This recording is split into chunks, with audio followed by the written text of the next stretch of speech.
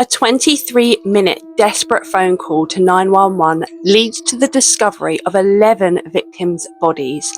My name's Emma, this is Tiki Bar True Crimes, and I'm going to tell you the story about the Long Island serial killer. All of these victims were found within roughly a year, over 2010 to 2011. Most of them were sex workers who advertised their services on Craigslist. For decades, no one knew who had been murdering and disposing bodies all along this beach. One of the victims was even an unidentified toddler and her mother, who they nicknamed Peaches. How could someone get away with this for so many years? They now believe they found their perpetrator, a man called Rex Heuermann. He is currently on trial. So the discovery of these bodies started with Shannon Gilbert. Shannon was a sex worker and she was fleeing a client's house when she made a desperate 911 call saying they're trying to kill me, and this went on for 23 minutes. Her last known whereabouts were near a beach and they sent cadaver dogs out there. They ended up finding the body of Melissa Barthélemy. She was a sex worker, and then they went on and discovered within 150 meters of each other Maureen Bernard, Megan Waterman and Amber Costello. All of these women had been strangled, they had been bound, and the perpetrator had used burlap to wrap their bodies. All of these women were petite. I'm talking 4'10", 4'11", and weighing around 100 pounds. They then discovered more bodies. They discovered the body of Jessica Taylor, who had been missing since 2003. Her last known whereabouts were around Manorville. They also found the remains of Valerie Mack.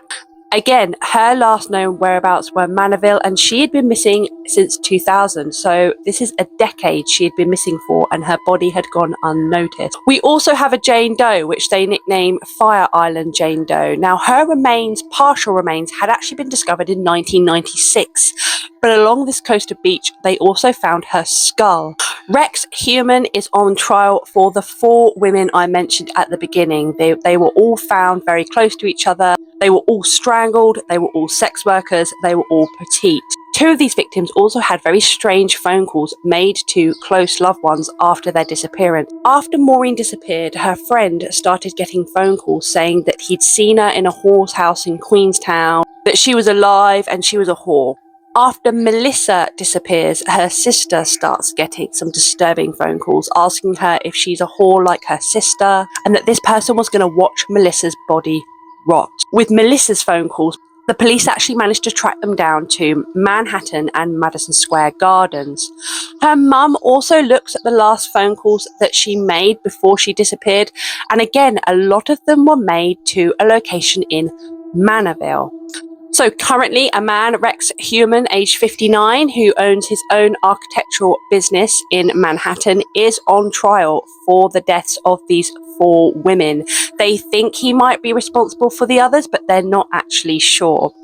He went to school with Alec and Billy Baldwin. He lives in a bungalow, which is a bit of a kind of ramshackle, looks a bit messy, just 25-minute drive north of the beach where these bodies were discovered. He has a wife and 2 children, and for all purposes just looks like a regular white businessman, to be honest with you. Goes to work in a suit and tie, lives in a suburb. He has pled not guilty and he broke down in tears. His lawyer says that the evidence is incredibly circumstantial and that Rex is distraught.